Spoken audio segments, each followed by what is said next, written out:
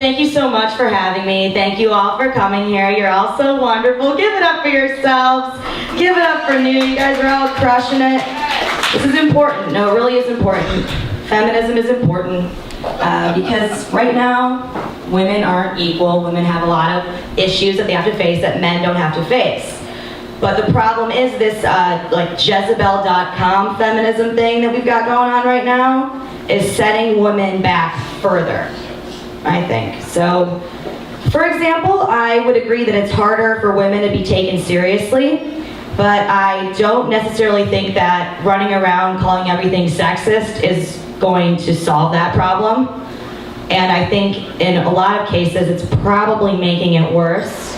I recently read an op-ed that claimed hating pumpkin spice lattes is sexist. Did any of you see this? You did? Thank you. You guys are stars. Because basically, for those of you who didn't read it, the idea is that they're sexist because women typically like pumpkin spice lattes, and saying that you don't like them is saying that a woman doesn't have valid emotions. Women don't have valid emotions. Yeah, no, I'm not. I wish it were a joke, but it's not. It's the worst part.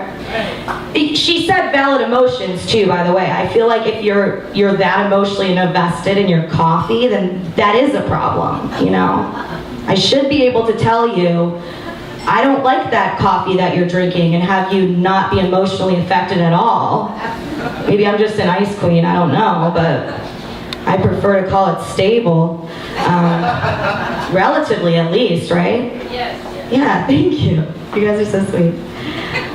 No, when I read something like that, what I really see is you have to say you like everything that girls stereotypically like because they cannot handle you not liking the same coffee flavors as them and still feel validated as a person. And that's supposed to be what feminism is.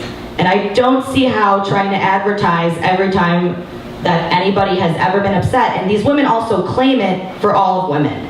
They don't just say, it makes me upset when you hate pumpkin spice lattes. You're saying, look, you're hurting all of us when you say you don't like pumpkin. And I'm just sitting there reading this being like, please, for the love of God, don't anybody associate me with this garbage, okay? This is humiliating to me. Make fun of my coffee all you want. Are you guys okay with that too? Is it just me? I'm not like a hero, right? Well, I am, but like, you know. It's fine. You know, it's just, even now, you guys heard of benevolent sexism? You have? So it's like being nice to women is also sexist. Because if you're nice to women, you're saying that women need extra special treatment, which means that they're not equal.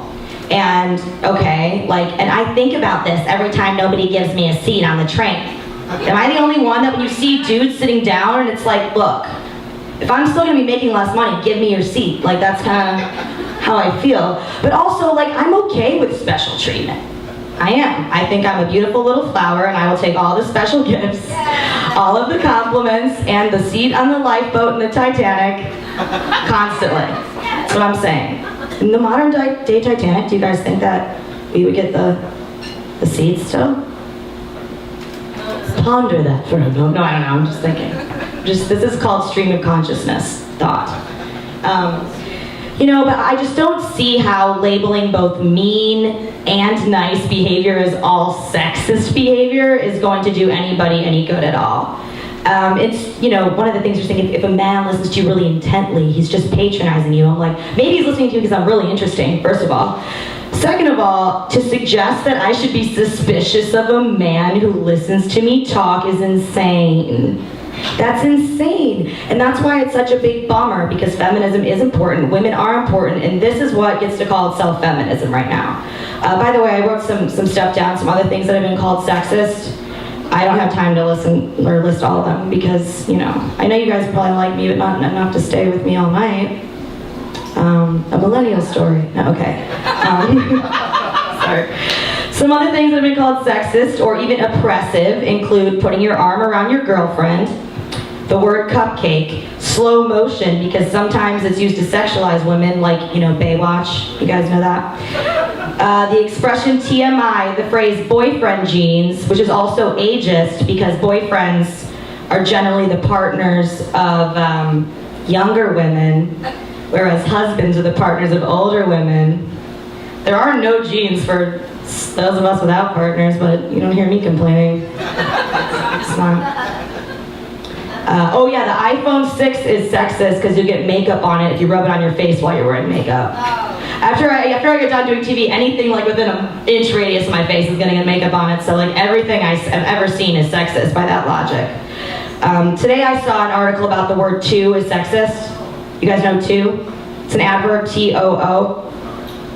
Yeah. It makes women, the author said it makes women think that they're either too fat or too skinny or too promiscuous. Because apparently this idea of comparing yourself to other people has never occurred to men. Right? First of all, I know plenty of sad, jealous men who hate themselves. Yes. Just say that. Thank you. So do we all. And second of all, it's like, what are we doing? What are we doing here with all of these pieces? This is not helping women. This is making women look ridiculous. And just my opinion that if you think someone is ridiculous, it's a little harder to take them seriously. We have these self-described feminists saying that everything from being told you're sweating to hearing someone say, "oh boy," is oppression. And then they're going to even actually, especially on college campuses, which is why NeWNC is focused on college campuses, that's why I think it's a good organization, because that's where it's the most insane. They're saying that not only are these little things big deals, but that they're such huge deals that we need actually to have specific separate policies so that women can do all the same very normal things that men do. And by normal, I mean very normal, like talking. No, but like actually, like right now, no man came up before me to say anything, and I still knew that I was allowed to talk. And according to these Canadian professors earlier this year, that's amazing. I'm amazing. Because what they wanted to do, this is just one example, some Canadian professors, they wanted to change the policies because they thought that women weren't speaking up as much as male students were in class. And they said this is because women are so conditioned by society to think that they can't speak up, that they just cannot do it. Have you guys, is it just me? Have you guys ever talked before you heard a man talk? You have? I don't know, like what's the time on that? Like, do you have to like hear one after you wake up, or is it like when you enter the same room? Like, but they don't think about these things. It doesn't make sense. A lot of brave souls in here, guys. But yeah, they actually wanted to make it a school policy that the professors had to call on a woman first before calling on a man so that women could have a fair chance. I would be really angry, first of all, because sometimes when I went to class, I didn't always read the stuff, right? Sometimes I had stuff to do. And then if I got called on in that situation, I wouldn't just be letting myself down, I'd be letting my entire gender down, which nobody wants to do that, you know? So. You know, I mean, it's okay, like, you know, women's voices, they deserve to be heard. They're not heard as often as they could be or should be. And obviously there's going to be some professors that have biases against women. But the thing is, first of all, every single person in the entire world has biases against something.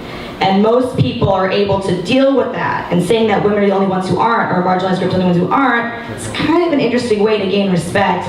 And I definitely know that saying like, okay, quiet down men, let the little ladies have a turn before you start talking your big scary man voices, like that's not feminist, that's insulting. At least to me, I'm talking, it's fine, I'm okay, you know? And any professor who was one of those sexist professors, they see a policy like this, they're gonna be like, told you know? They're not gonna be like, oh, I feel bad for being a sexist, because they never do. But, another example of this, as we're talking about campuses, is affirmative consent. You guys familiar with affirmative consent policies? Yeah. So we hear the whole women don't judge women for what they do with their bodies. It's a woman's choice to decide. Stay out of the bedroom, that's fine. Like, I want everybody to stay out of my bedroom. And I get it, that's fine. But the thing is, a lot of the women who are pushing these kinds of things don't actually really believe them, or they don't carry through with what they're saying. With affirmative consent, it doesn't make sense, because in the past, feminism was very sex positive, very no judges, very sex positive. In the words, I'm going to quote one of my favorite feminist icons here from the past. If I want to take a guy home with me tonight, it's none of your business. Yes, honey. That's salt and pepper. If you didn't know that, I'm sorry. Not for me, but for you. And we're moving backwards from that no judgy as women can make their own decisions. What's being called feminism has moved from this don't judge a woman, she knows what she's doing, she make her own choices, to women are not capable of even articulating their decisions at all. And in case you don't spend a lot of time thinking about salt and pepper lyrics in terms of how they are applicable to your political and cultural views, we can hang out and I can give you a lot of examples, but can also explain. In the past, what made something sexual assault was either someone said no or they weren't able to say no. But that wasn't enough. You have to say, someone has to say yes repeatedly over and over again, which is the same thing as saying that a woman has to be assumed that she can never say no. She's too scared, it's too hard. It's so hard that the federal government needs to get involved in the bedroom or wherever your sex life is taking place. And because they cannot handle their own sex lives. Women are too shy to say so for themselves. So, if you're speaking my language, that's if I want to take a guy home with me tonight, he better ask me every 30 seconds to make sure that he wants me to go home with me tonight, and it's everyone, including the federal government's business. Yes, sister. It's not catchy, first of all. It's not cool. It's not feminist. It's insane. It's insane. It's not normal. And it's why, again, groups like this are important. Thank you again for inviting me. Thank you. And letting me highlight some of the ways that modern feminism is holding women back and showing that there are some alternatives where logical skills are more easily applied. I feel feminism should be more about empowerment and strong women and doing what you want to do and believing in yourself, even when it is tough, because it is tougher for a woman, but not focusing on that. Another feminist icon of mine, a little similar but different, Joan Rivers. Yes. In an interview, yes, I love her so much and I'll never stop. In an interview in Playboy in the 80s, she said, "I didn't have time to go up to anyone and say, go out and make it in a man's world. I just said, look at me and you can see what I'm doing." Yes. Right? Doing. The word doing is very interesting. Remember the word doing? Going out. I don't see that kind of attitude in modern feminism at all. I feel like that's what's missing. It's not about what women are doing so much about whining about what's being done to you. And the more things you can whine about, the more culturally aware you are and the smarter you are for finding new things that you could never think anybody would think to whine about, because it just means you're more culturally literate. And this idea that being a greater victim and weaker and more upset makes you better and more powerful is the wrong way to go. It's so the opposite of everything that we've accomplished. It's all going to be ruined by Jezebel.com and friends. Thank you, yeah. I mean, as it stands right now, the word feminism, it's supposed to be empowering. Right now, to me, I don't know, do any of you feel this way? You want to use the word, you want it to be empowering, but it's embarrassing instead of empowering right now. You see stuff like this. There are a lot of strong women out there that are doing things that to be proud of, and it's something that needs to be reversed and set back the other way. And we clearly do live in a world that's run by men, and my evidence for this is that it's run by men. And I just don't feel like complaining about people who complain about people who complain about pumpkin spice lattes is necessarily the way to change that.